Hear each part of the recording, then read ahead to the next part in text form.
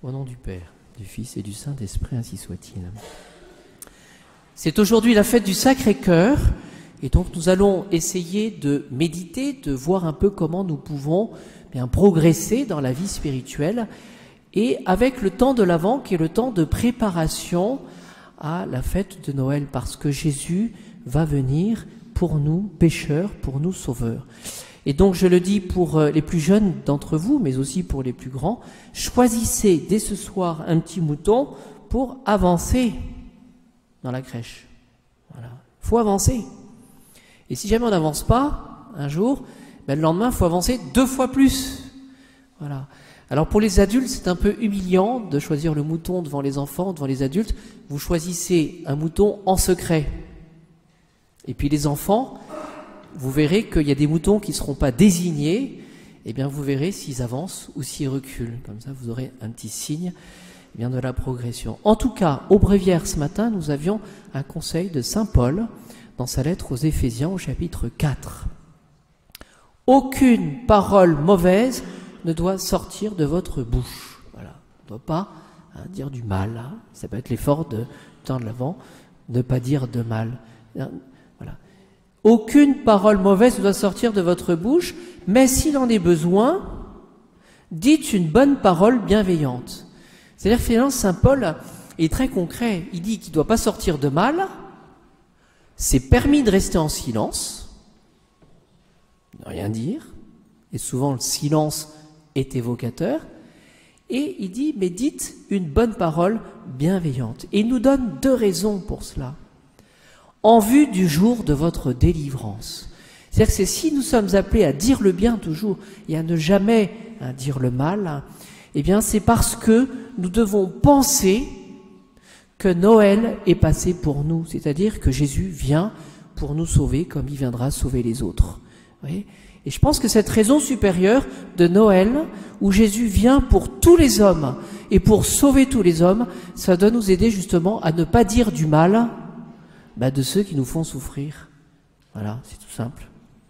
Et puis, saint Paul donne une 2e raison, c'est parce que celui qui dit le bien, toujours, c'est qu'il a en lui la marque du Saint-Esprit.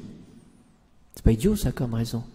Parce que nous sommes habités par le Saint-Esprit, le Saint-Esprit nous aidera à ne pas avoir de paroles mauvaises.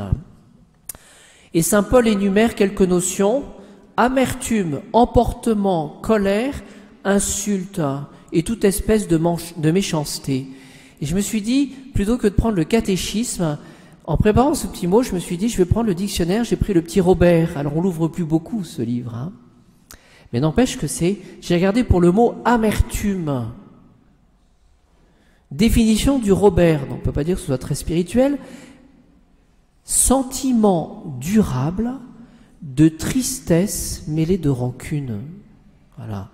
Sentiment durable de tristesse mêlée de rancune. Allez, essayons, pendant ce temps de l'Avent, de chasser toute amertume, c'est-à-dire finalement toute rancune entretenue, voilà, où on rumine des choses mauvaises. Voilà. Il faut demander au Seigneur de nous aider de sortir de cela et de pardonner parce que Jésus nous a pardonné. Voilà l'objectif que nous pouvons demander pendant ce temps de l'Avent. Alors, saint Anselme, dans le bréviaire, nous donne la conclusion. Eh bien, il dit qu'il faut beaucoup de courage pour cela. Voilà. Avoir l'esprit joyeux, ne pas penser à mal, ne pas dire de mal et dire du bien, il faut être courageux. Voilà. Ça suppose un combat. Saint Anselme dit aussi, pendant le temps de l'Avent, fuis un peu tes occupations. C'est-à-dire que finalement, souvent, nous avons l'esprit, on a nos habitudes.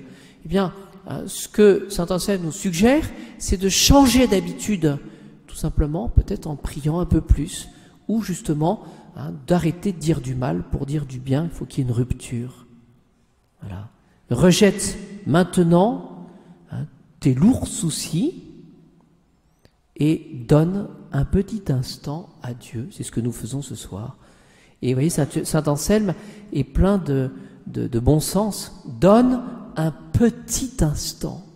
Qu'on soit capable de donner un petit peu pour le bon Dieu. Voilà, pendant ce temps d'avant. Repose-toi en lui et entre dans ta chambre dans la chambre de ton esprit pour rechercher le bon Dieu. Alors, tous ensemble, pendant cette messe, nous allons prier de tout notre cœur, remercier notre organiste, nos chanteurs ce soir, et puis que nos dispositions pendant ce mois de décembre soient toutes simples, toujours à faire le bien, sans jamais se laisser vaincre par le mal.